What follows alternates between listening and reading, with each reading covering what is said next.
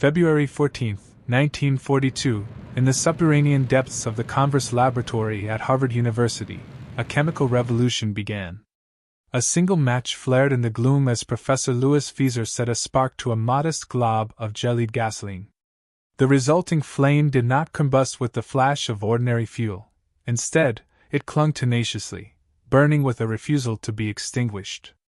Aluminum naphthenate and aluminum palmitate, Fieser recorded in his scientific journal, produced a gel with the texture of applesauce that subsequently thickened into a rubber-like substance.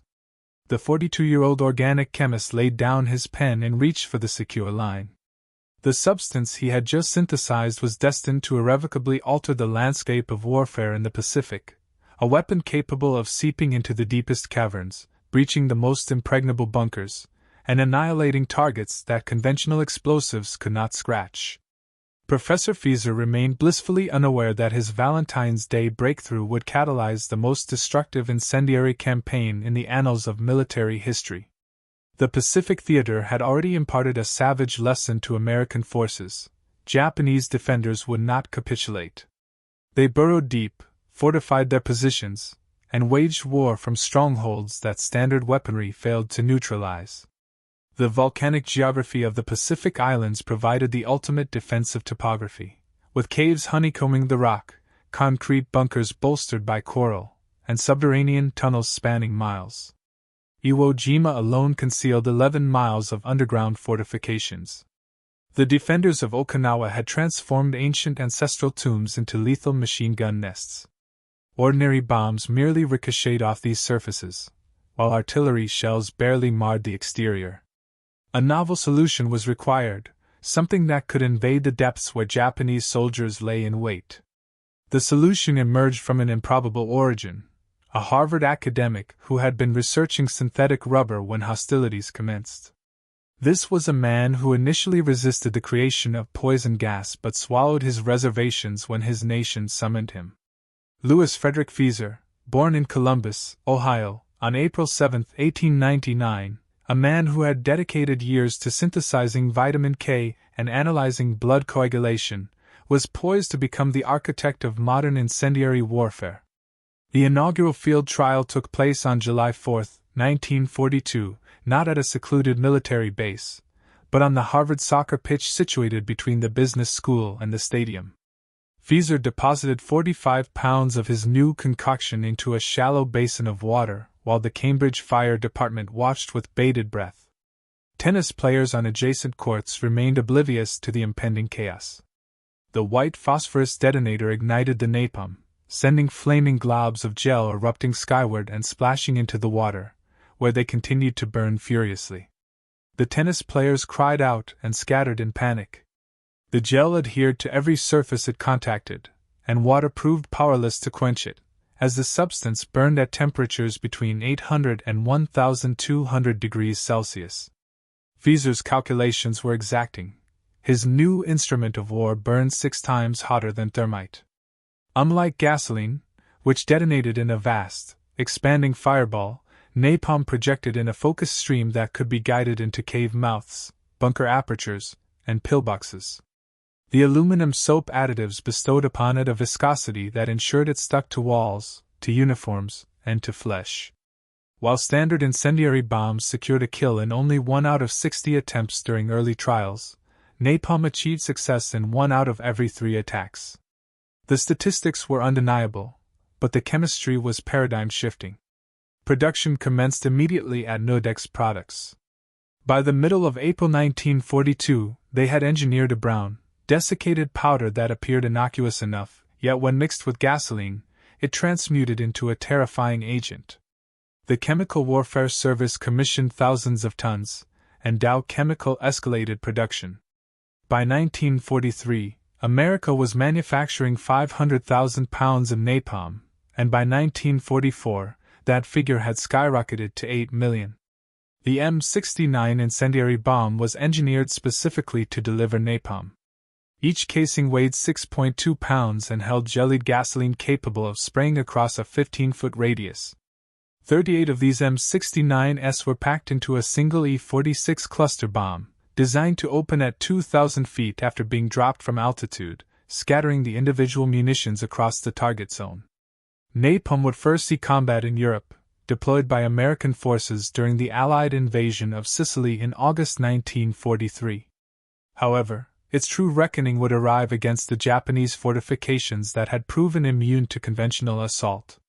On July 22, 1944, at Tinian Island in the Marianas, the weapon made its Pacific debut. Captain Robert Johnson of the 2nd Marine Division observed as Army Air Force fighter bombers approached from the east, carrying not high explosives, but the first napalm munitions to be utilized in this theater. The incendiary gel, transported in secrecy from Hawaii, was about to be unleashed against an adversary who had elevated defense to an art form. The Japanese garrison on Tinian, led by Colonel Kiyoshi Ogata, had spent months constructing defensive networks. The 50th Infantry Regiment, and its attached units, numbering nearly 9,000 men, had hollowed out caves in the island's coral cliffs, covering every approach with machine gun nests, and concealing artillery on reverse slopes safe from naval bombardment.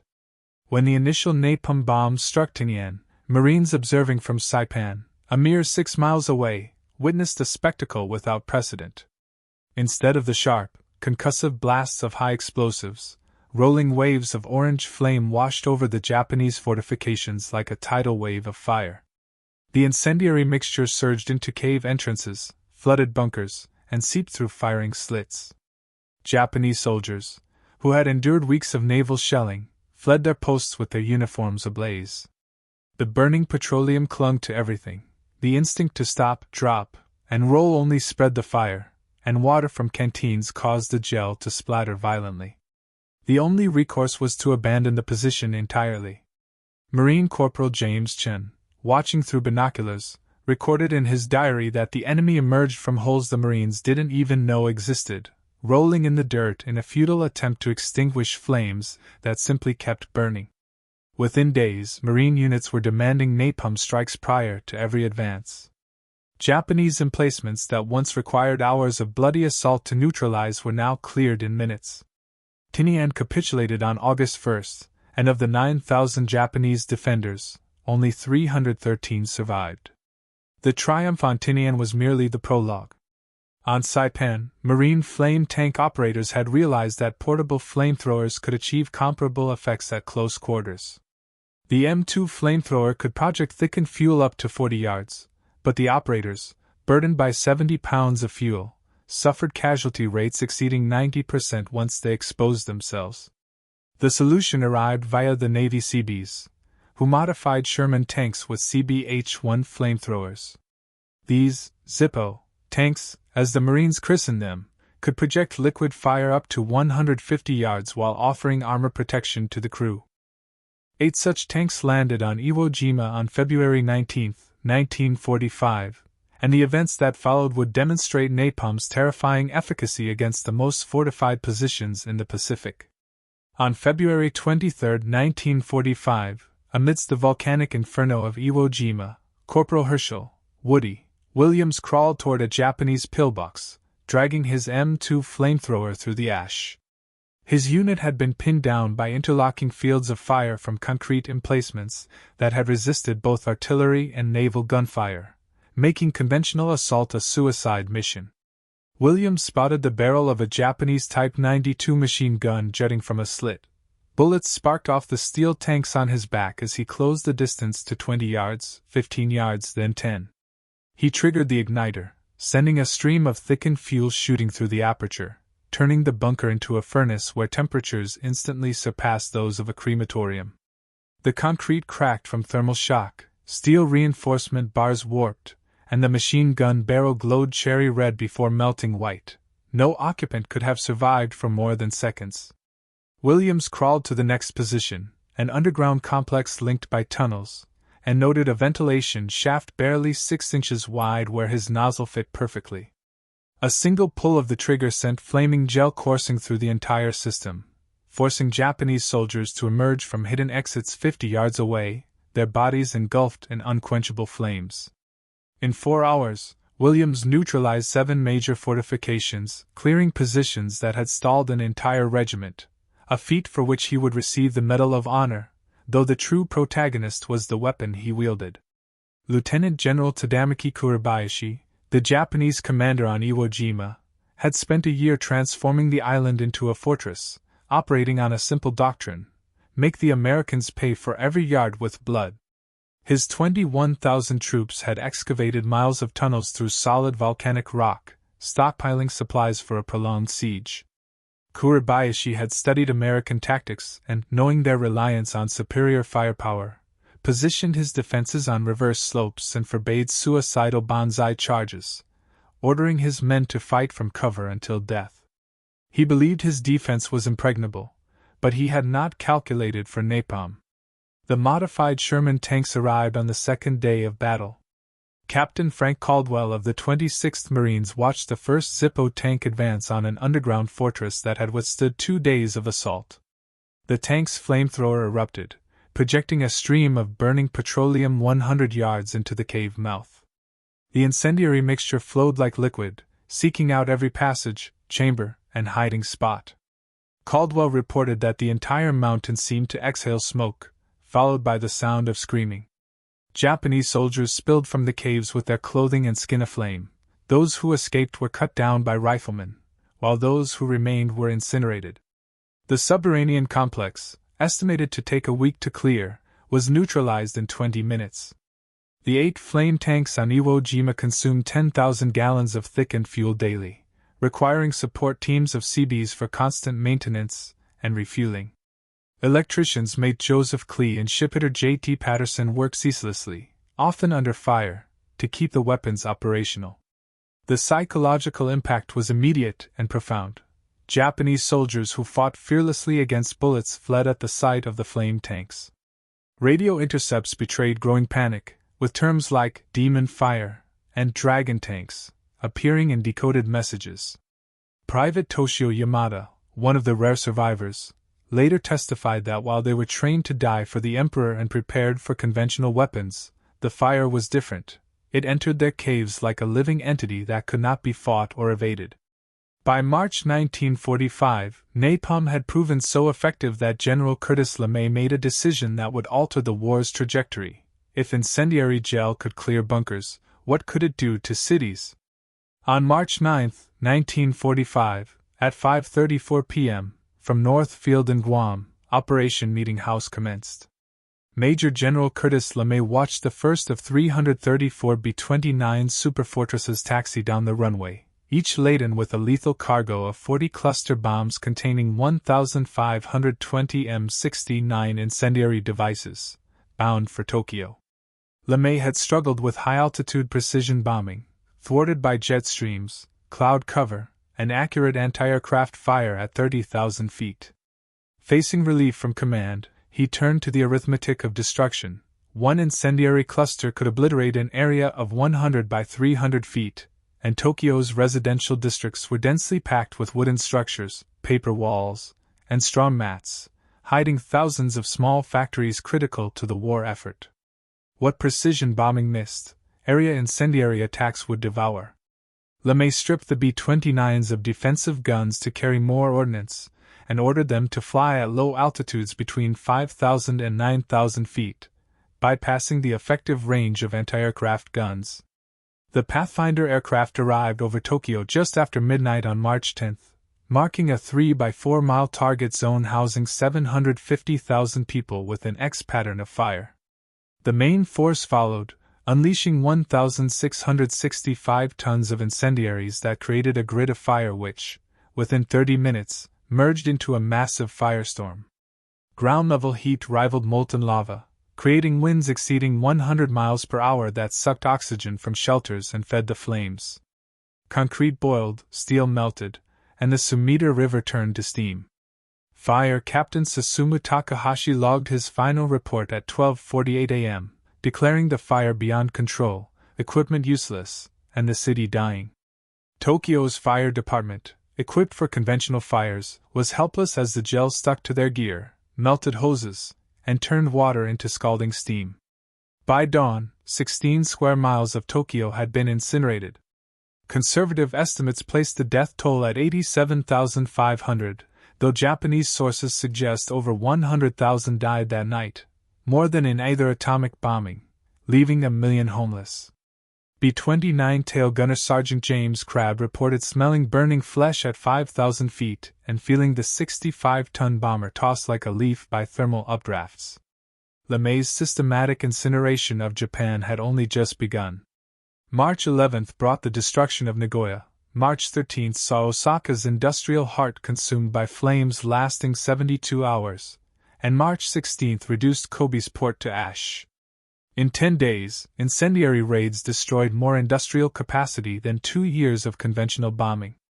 The Air Force consumed napalm faster than factories could produce it, necessitating emergency production facilities. By June 1945, monthly production reached unprecedented levels, and the tactical lessons from the islands were applied strategically to Japan. On April 1, 1945, the final crucible began at Okinawa. The island's 450,000 civilians were trapped between 100,000 defenders and 180,000 attackers. Lieutenant General Mitsuru Ushijima, learning from Iwo Jima, dug deeper and prepared for fire with water reservoirs and crude protective gear, but it proved futile. The 713th Tank Battalion, converted entirely to flame tanks, deployed 54 Shermans with Ronson flamethrowers, supported by 250,000 gallons of fuel prepared by Navy chemical units. The battle for Wana Ridge showcased the evolution of napalm tactics.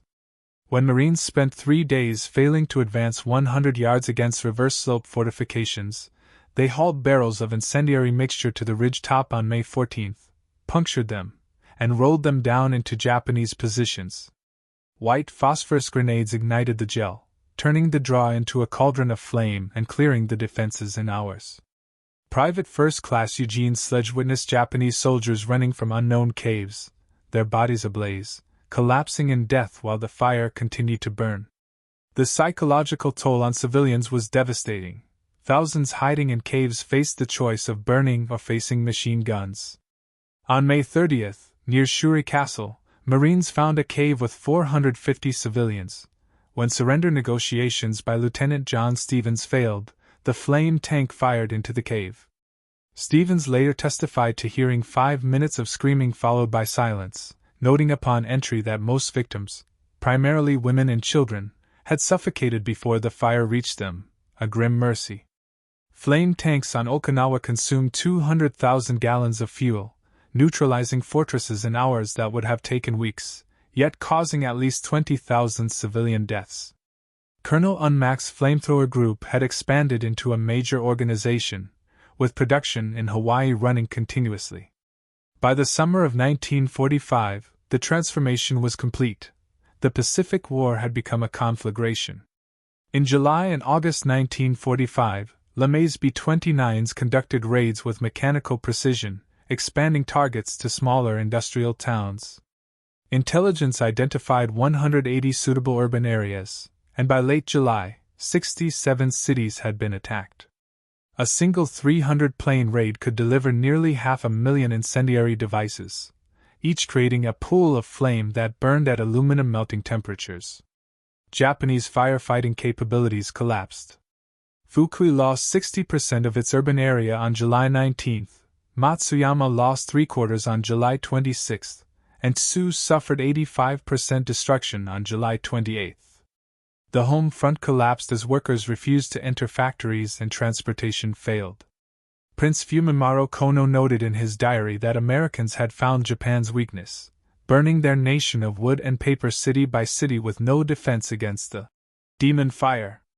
Japanese countermeasures, including fire breaks and underground shelters, failed as the burning petroleum found every refuge.